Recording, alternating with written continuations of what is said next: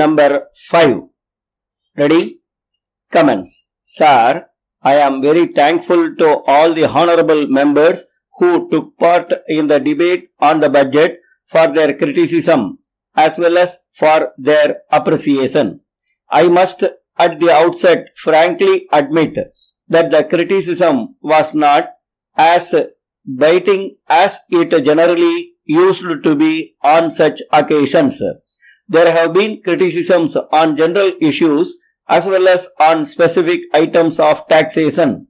My colleague has already replied to some parts of the criticisms yesterday, and therefore I do not propose to repeat those arguments over again. Yet, it may be necessary for me in the course of my reply to repeat some of those things. Before I deal with any individual item, I should like to take up 2 or 3 matters of criticism which have been made perhaps on account of lack of knowledge about those matters. I would now come to the question of growth of civil expenditure. This also is a question which exercises our minds every year. I have explained at great length last year what this civil expenditure meant.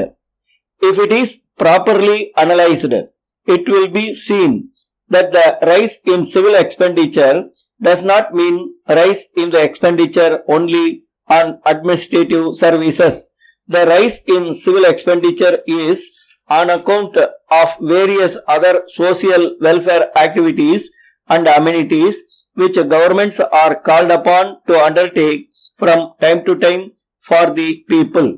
Then it has to be remembered that with the expression of governmental activities, some corresponding increase in expenditure on administrative services is also inescapable. I would, however, like to take this opportunity to point out that we have not been complacent in this matter at all. We always endeavor to see that we secure the maximum possible economy consistent with efficiency and avoiding wastage in public expenditure. If only we have a proper and expanding developmental activities which are responsible to a large extent for the extra expenditure. Therefore, by any stretch of imagination, it cannot be termed either wastage or extravagant expenditure. But I would certainly admit there is always scope for curtailing expenditure, and we are trying all the while we see that we do it.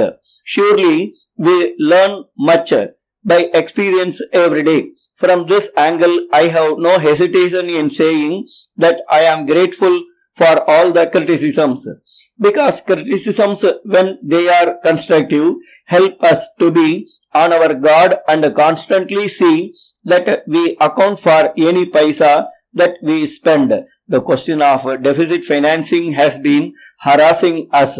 I cannot say that it is indulged in with any flair and indulging in it, but in an underdeveloped economy, it becomes inevitable. The only thing we should guard against is that it does not result in inflation. My own assessment is that it has contributed very little to inflation in this country. The prices of articles have risen not because there is deficit financing, but because the agricultural prices have risen. No doubt, there are many reasons that have contributed to inflation. So, one cannot blame deficit financing alone for that. While there is a rise in prices of articles, there is constant demand for rise in wages for employees in all walks of life. Organizations also press for more prices for certain agricultural produces. All these factors have got to be carefully analyzed and proper remedies found. We do not complete taking any strong measures to check such tendencies, as we have great consideration for and belief in democratic methods. We honestly believe that in course of time, all of us will realize the imperative need to cooperate with each other to arrest the growing increase in prices. That is the best and also dependable way of controlling the prices. I should like to refer to the question of land reforms. It was pointed out that land reforms are not progressing as fast as they should. Ever since we took over, we have been taking steps to usher in land reforms for the benefit of the poor ryots who are engaged in tilling the soil and producing the food grains needed for the vast multitude of people of this country. Some impatience on the part of the opposition members is necessary to some extent so that we do not become complacent. But if we become unduly impatient, we may even destroy the whole progress of land reform and we will not derive the benefit from them.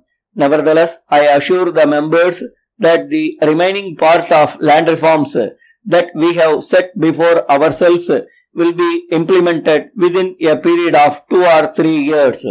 As for the projects in the different regions, I may at once say that it has been our policy to see that the different regions developed properly and ultimately they all come to the same level. But it is not possible to put them on the same level immediately and it will take some time to achieve it.